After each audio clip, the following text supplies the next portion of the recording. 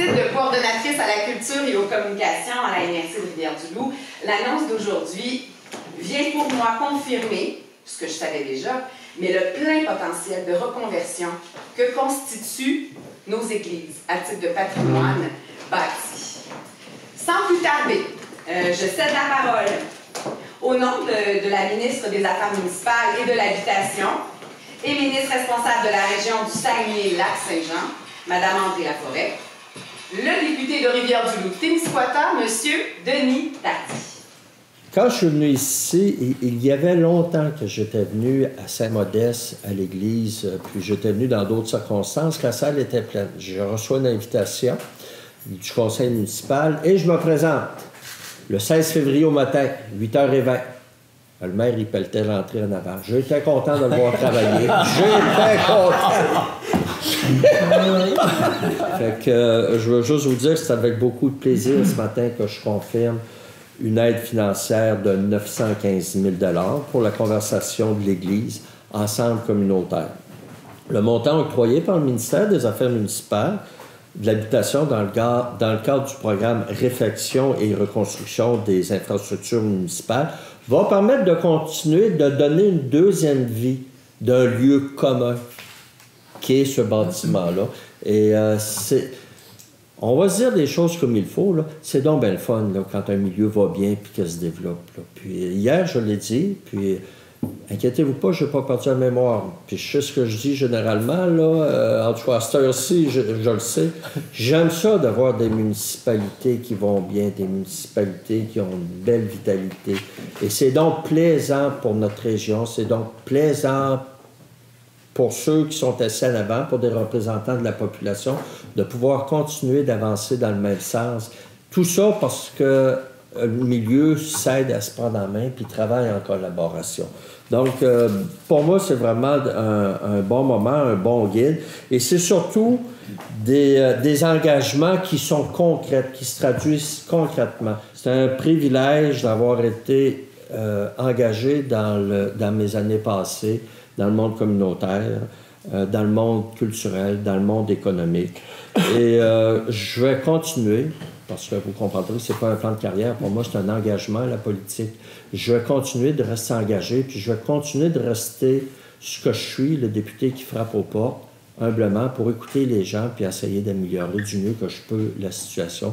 Et c'est dans cet état-là, ce matin, que je fais cette annonce, qui n'est pas au-delà de ce que les gens peuvent penser des fois, qui n'est pas tombé gratuitement sur la table. Ça, je vous en passe un papier. Il reste encore pas mal d'ouvrages à faire dedans. Puis je l'ai fait, vous m'avez élu pour ça, puis je vais continuer de le faire. L'annonce d'aujourd'hui est la réponse que notre municipalité attendait depuis si longtemps. Elle va nous permettre d'offrir à notre population un édifice multifonctionnel moderne et adapté, en plus de réussir à conserver un monument de notre patrimoine bâti que les élus, autant les élus que les citoyens, jugeaient essentiel de sauvegarder. On peut dire que la route aurait été longue entre la première consultation, il y a plus de 7 ans, et la concrétisation du projet qui devrait se faire dans les prochains mois. Tout ce temps afin de franchir les différentes étapes, tant au niveau du diocèse pour l'acquisition des immeubles, la préparation des plaintes de vie, demande de financement et enfin l'acceptation. Dans notre première planification, concernant l'Église, c'était prévu de faire la transformation de la nef et du chœur et en salle multifonctionnelle.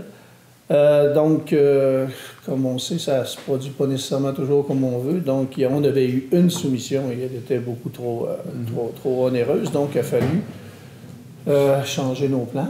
Donc, la phase 1, c'était l'église. La phase 2, c'était la bibliothèque. Donc, on a inversé les choses.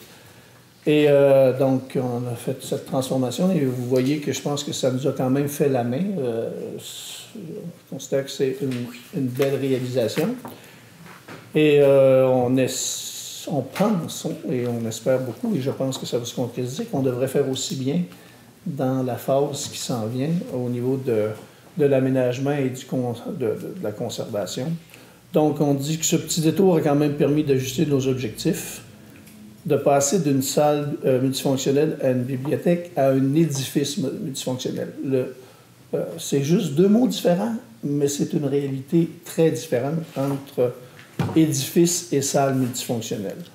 Donc, ça va être un édifice multifonctionnel complet qui va permettre de nombreuses divisions et utilisations différentes de tous les espaces disponibles, incluant la salle du conseil et la bibliothèque. Donc, vous pouvez voir que ici, c'est la bibliothèque. Les rayons sont amovibles. Ça nous permet de faire des modifications différentes dépendant de l'utilisation qu'on a besoin d'en faire. Donc, il y a un dicton qui dit 100 fois sur le métier, remettez votre ouvrage. Donc, c'est effectivement ce que les membres du conseil ont dû faire durant toutes ces années-là. Un projet complet dont l'utilisation sera énormément orientée vers la culture sous toutes ses formes. Un lieu de rencontre privilégié pour tous nos citoyens et les gens de l'extérieur. Les résidents de Saint-Modeste méritent d'avoir une telle infrastructure unique, tant par son originalité, sa beauté et ses multiples possibilités de transformation et d'utilisation. Un projet d'une telle envergure demande beaucoup d'énergie, d'implication, d'ajustement et de patience. Je tiens à remercier toute l'équipe municipale, tant anciens que nouveaux élus, pour leur participation et leur soutien. Et mention spéciale à M. Villa aussi, pour la gestion de ce dossier qu'il a mené de main de maître, autant auprès des professionnels impliqués que de la fonctionnaire responsable de notre dossier au ministère.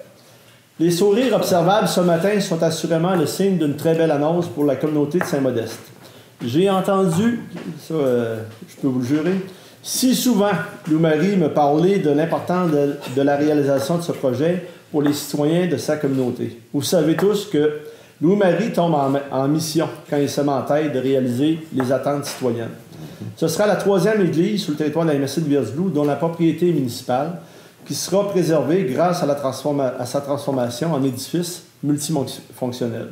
Ainsi, la population de Saint-Modeste vit une forte croissance depuis les 15 dernières années. Les locaux actuels répondaient difficilement aux demandes de la population.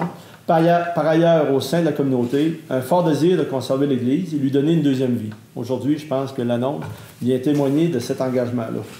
Vous me permettrez ici de souligner la fort belle contribution de notre député à cette annonce d'aujourd'hui.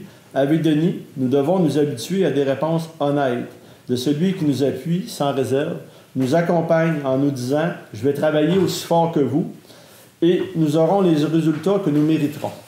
À l'évidence, ici, les résultats sont probants.